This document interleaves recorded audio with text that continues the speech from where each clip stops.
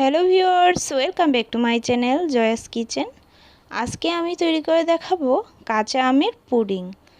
তো কাঁচা আমের এই পুডিং গরমের মধ্যে অত্যন্ত স্বাদের আর কলিজাটা একদম ঠান্ডা হয়ে যায় এরকম একটা ডেজার্ট। তো চলুন দেখে নিই কীভাবে এই কাঁচা আমের পুডিংটা তৈরি করে নিতে হয়। প্রথমে আমি 1 কেজি আম এখানে কেটে টুকরো করে নিয়েছি আর খুব ভালো করে ধুয়ে নিয়েছি। এরকম একটা সাইজ করে ছোট করে কেটে নিতে হবে। এরপর আমি চুলায় প্যান বসিয়ে তাতে সম্পূর্ণ আমগুলো দিয়ে তারপর এখানে 1 গ্লাসের মতো জল দিয়ে দিয়েছি। আর আমের পরিমাণের চেয়ে জলটা কিন্তু বেশি দেওয়া যাবে না। তো এভাবে আমের গায়ে গায়ে জল দিয়ে তারপর আমটাকে ভালো করে সিদ্ধ করে নিতে হবে। এভাবে 3 মিনিটের মতো আমি আমটাকে সিদ্ধ করে নিয়েছি। খুব ভালো করে সিদ্ধ হয়ে গেছে। এবার আমি আমটাকে ঠান্ডা হলে ব্লেন্ড করে নেব। তো এবার আমি ব্লেন্ডারের জারে নিয়ে নিয়েছি। এবার পুরো আমটাকে আমি ভালো করে ব্লেন্ড করে নিয়েছি একদম মিহি করে। এবার পুরো মিশ্রণটাকে আমি একটা স্ট্রেনার ছাঁকনিতে ছেঁকে নিচ্ছি। এভাবে ছেঁকে নেওয়ার পর যে বাড়তি অংশটা থাকবে সেটা আমি ফেলে দেব। তো ভালো করে এভাবে ছেঁকে নেওয়ার পর একটা ঘন আর মসৃণ একটা মিশ্রণ তৈরি হয়েছে আমের। তো এবার আমি আবারও একটি প্যানে পুরো মিশ্রণটা ঢেলে দিচ্ছি আর দিয়ে এবার আমি জাল করে নেব কিছুক্ষণ। পুরো মিশ্রণটা ঢেলে দেওয়ার পর এখানে আমি হাফ কাপ চিনি দিয়ে দিচ্ছি। তো মিষ্টিটা আপনাদের ইচ্ছে অনুযায়ী দিয়ে দিবেন, যে যেরকম মিষ্টি খেতে পছন্দ করেন ওই রকম দিবেন। আর এখানে আমি একটা বাটিতে এখানে আগার আগার পাউডার দিয়ে দিচ্ছি 2.5 চামচের মতো। তো এবার আমি পুরো আগার আগার পাউডারটাকে জলের সাথে খুব ভালো করে মিক্স করে নিচ্ছি। যেহেতু আমটা একটু গরম অবস্থায় আগার আগার দিয়ে দেব, তাই আলাদা করে গুলিয়ে নিতে হবে। এখানে 3 কাপ আমের জন্য আমি 2.5 চামচ আগার আগার দিয়েছি।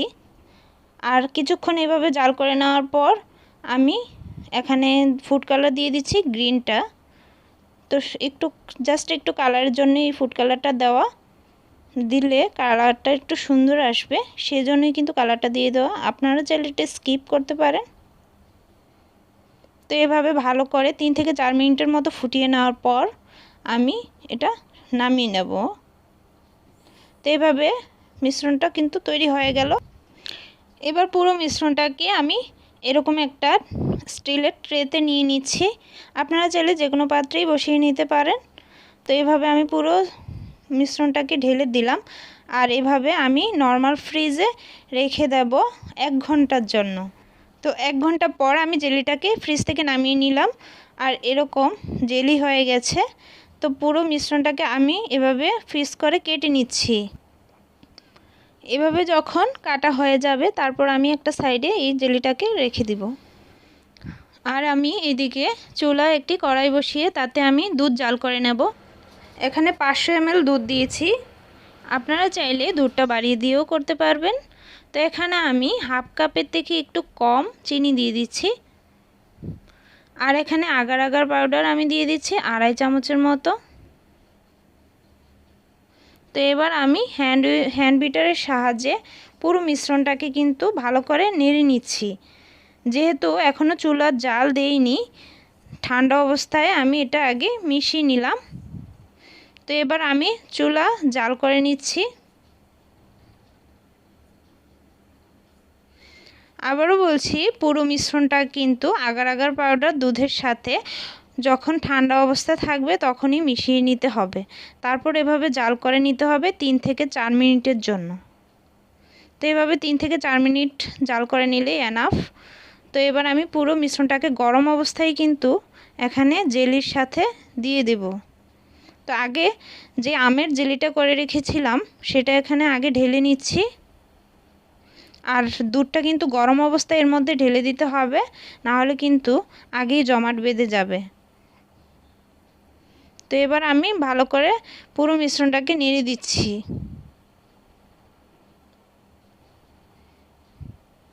তো এভাবে ভালোভাবে সেট করে নেওয়ার পর আমি ফ্রিজে রেখে দেব 2 ঘন্টার জন্য। তো 2 ঘন্টা পর আমি ফিরে আসছি। এবার আমি একটা ট্রেতে ভালো করে ঢেলে নেব পুরো জেলিটাকে। কতটা পারফেক্ট হয়েছে সেটা দেখেই বুঝতে পারবেন। তো এভাবে তৈরি হয়ে গেল আজকের কাঁচা আমের পুডিং। তো এটা কিন্তু বেশি মিষ্টি লাগবে না, টক টক একটু ফ্লেভার আসবে।